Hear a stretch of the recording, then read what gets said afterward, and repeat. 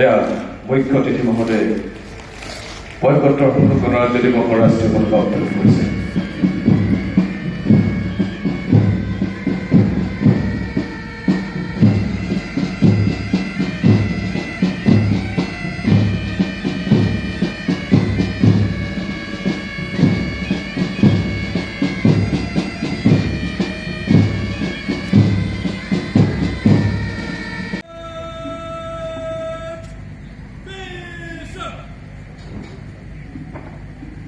এতিয়া মুখ্য অতিথি মহোদয়ে আজি গণৰাজ্য দিৱসৰ ভাষণ আপোনালোকৰ সন্মুখত ৰাখিম।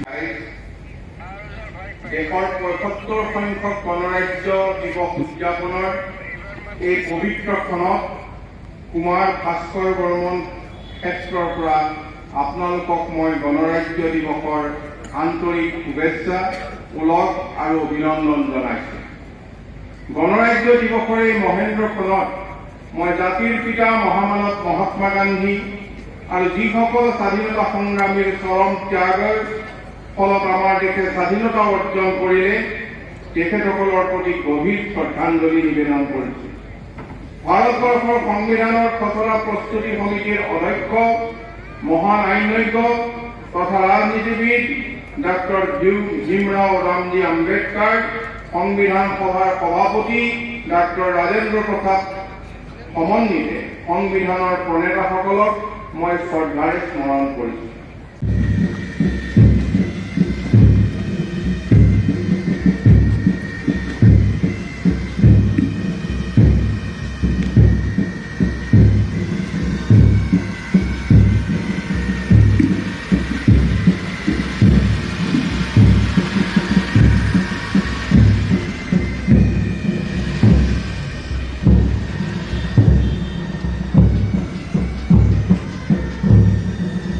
Inspector Manoj Kumar Thakur.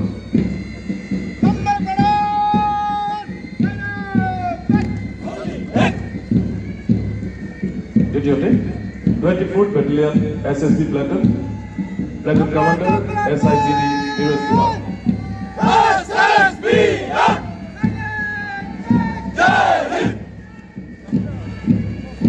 Colonel DEF Man Platoon, Platoon Commander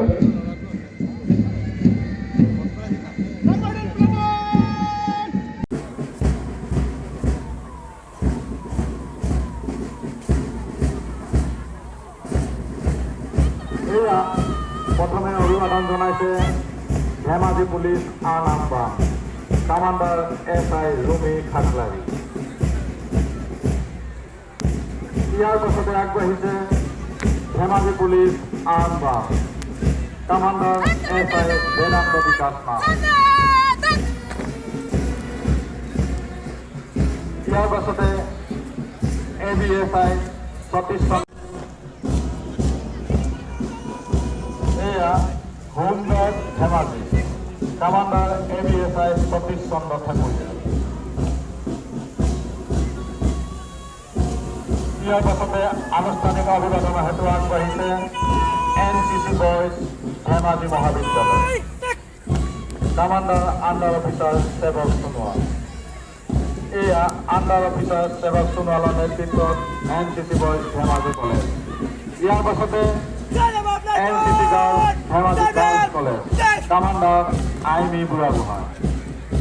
এয়া আইমি বুঢ়াগোহাঁই কামাণ্ডাৰ PSC চুতীয়া। এয়া কামাণ্ডাৰ PSC চুতীয়াৰ নেতৃত্বত English school uniform girls Dulesh Gohain high school. English school uniform girls mothers school Dhemaji commander Rani Baruah. এয়া কামাণ্ডাৰ ৰাণী বৰুৱাৰ নেতৃত্বত English school uniform girls mothers school Dhemaji. ইয়াৰ পাছতে English school uniform girls Sankardev Vidya Niketan Dhemaji commander ডনাৰাণী জীয়ামৰীয়া।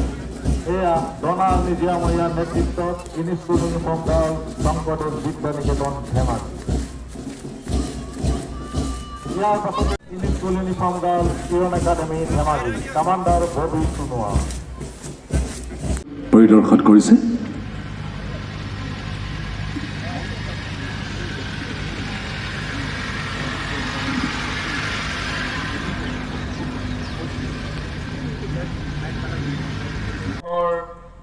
জনসাধাৰণলৈ মোৰ আন্তৰিক শুভেচ্ছা আৰু অভিনন্দন জ্ঞাপন কৰিছোঁ।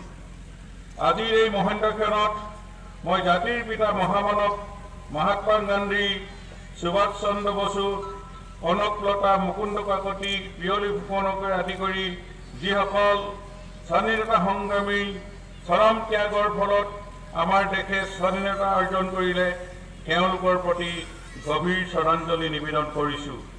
সম্পূৰ্ণ কৰ্ম সংস্কৃতি আৰু কৰ্ম চঞ্চলৰ সূচনা কৰিছে।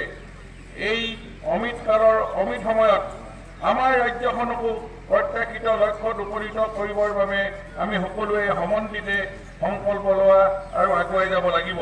দেশৰ সমূহ আপোনালোকৰ আগত ব্যাখ্যা দাঙি ধৰিব বিচাৰিছোঁ।